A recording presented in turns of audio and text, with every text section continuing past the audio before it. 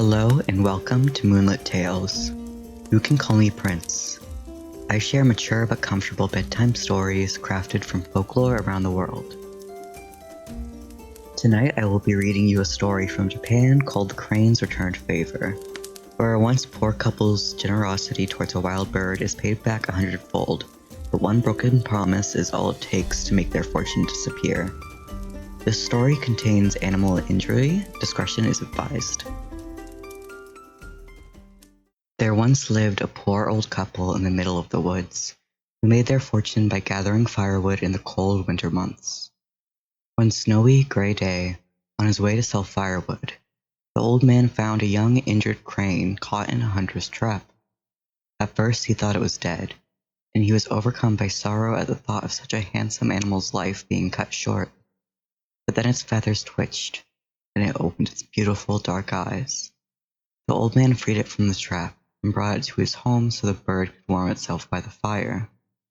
The old woman, who was equally kind and horrified to see the gorgeous crane in such a state, nursed it back to health by the fire.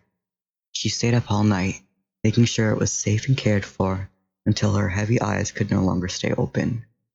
By morning, when she awoke, it had already flown away.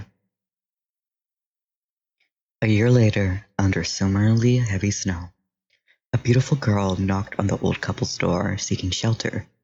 She said she got lost on her way to visit relatives, but now the weather was harsh, and she had nowhere to go.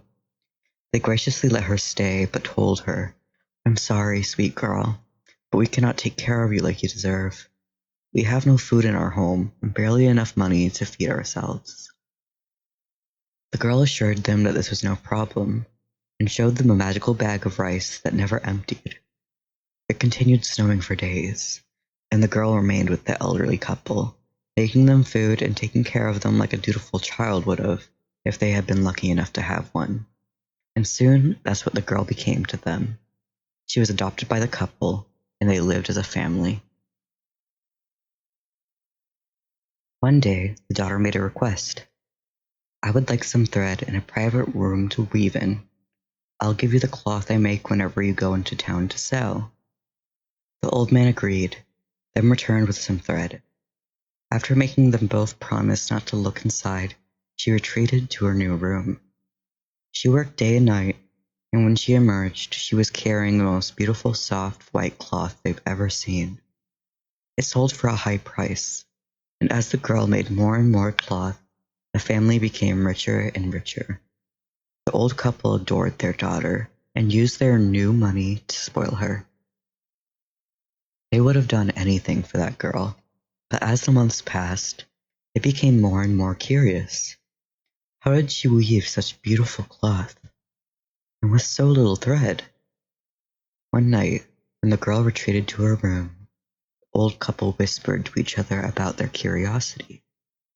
They wanted so terribly to peek into that room and see what methods she used to make something so gorgeous.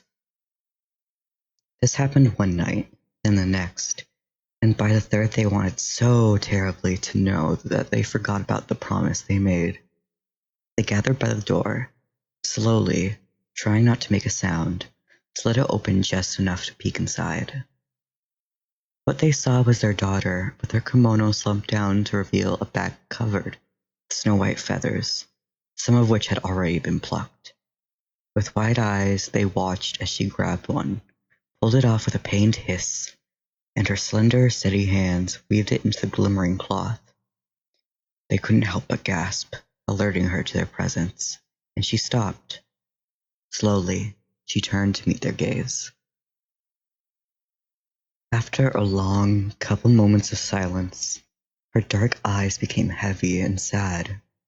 Without a word, she turned back into her true form and flew outside the window, never to be seen again. And still, every time the old couple saw a crane, they prayed that it might be her, so they could be reunited with her daughter. But deep down, they knew she was never coming back. The unfinished cloth was left untouched in that room, unsold, unmoved. Though they missed her every day, they were grateful that she was no longer hurting herself just so that they could earn coin. Another year passed, another winter came, and as they gazed out into the woods, their hearts no longer felt as heavy. Somewhere, a voice within themselves told them that their daughter was happier where she belonged in the wild. And equally, though the couple no longer had the wealth she'd given them, they were content in their small, comfortable home, and they were grateful to have met the crane.